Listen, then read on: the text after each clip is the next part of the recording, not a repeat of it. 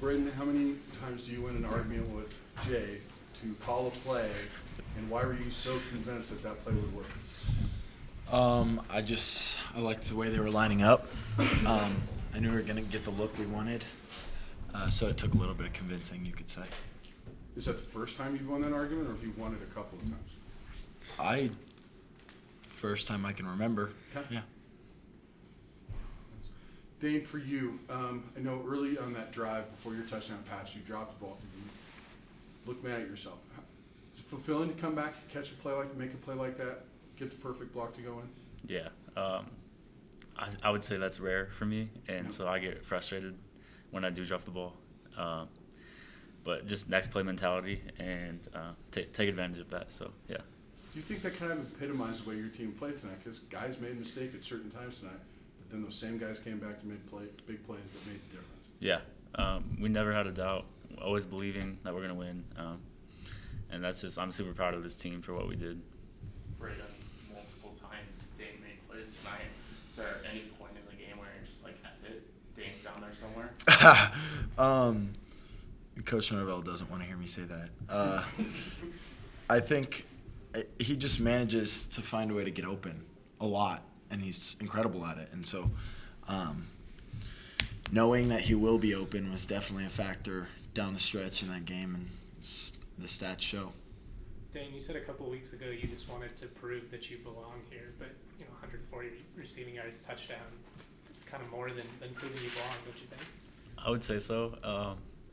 I wish we could have been doing this for a lot more longer time, but just to have this happen on senior night, it was just a surreal feeling for me.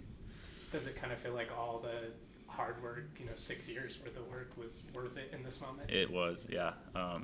Just super proud of Brayden too, just to be able to stay composed in that moment and just keep slinging the rock.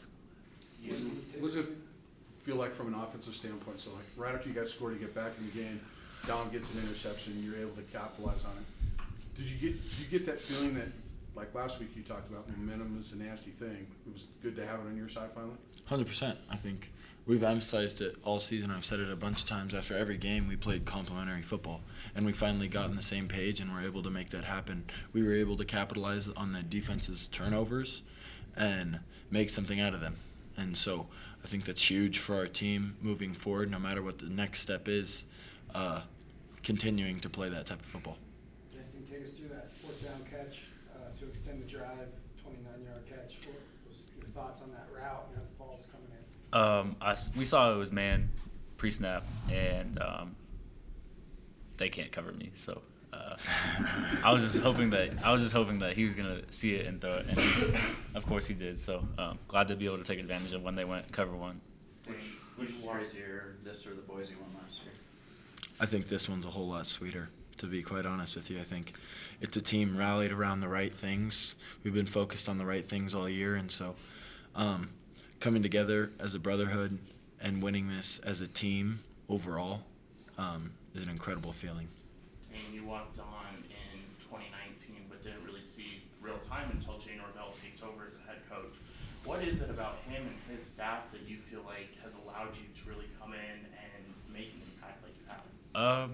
I would say the way that they treat their players, and there's no, obviously as a walk-on you're labeled and you're towards the bottom, but in the practice that we have, you're able to go out and prove yourself, and I think that's what I was able to do, and they saw it and just put me on the field more, so yeah.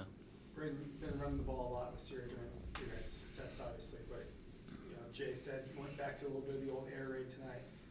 Was this your best performance of the year? How would you kind of grade this game compared to other games? I mean, I think it's hard to grade it like that because a lot more goes into being a quarterback than throwing the football. But I think throwing the football-wise, absolutely, yes. But I don't know if I can say this is my best game because there's still a ton of stuff that I wish I could have back, a lot of things I can improve on. Yeah, but just being a complete quarterback throughout the season has been my emphasis, and I hope to grow and continue to do that. You guys scored 10 points at the end of the first half there, kind of allowed you to stay in it, I guess. Just what was the mindset at halftime, and how important did you feel like that stretch was? Foot on the gas. I mean, we know what we're capable of. We know what we can make happen as an offense, and we know the defense has our back. And so understanding that and trusting it and sticking with the coach's game plan for us was pretty vital there at the end.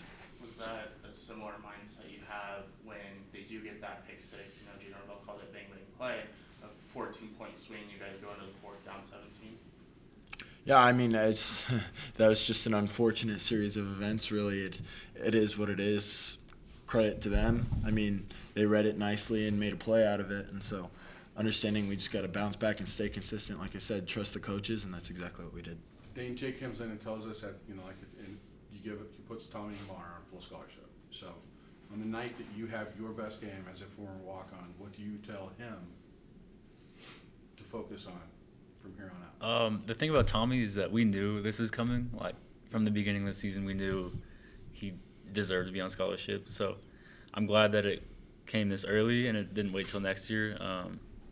But just he's a hard worker and he has great practice habits, so he's going to be good for his career. So you don't have to give him any advice? No. I mean, I feel like one of my roles in the receiver room is just leading by example. I'm not a super vocal person, but I think he sees how I practice and how I prepare for games, and he's done a great job so far. How encouraging has it been to see Jordan Ross stepping up and making plays these last couple of weeks and just being a bigger part of the offense? It's been huge. I mean, just like all of our other younger guys who are stepping up, it's incredible to see these guys pick up the offense and really buy into what we're doing and trust in the coaches. And when you trust the coaches, good things happen. Was that just something that they just needed live reps? They needed more time on the field together?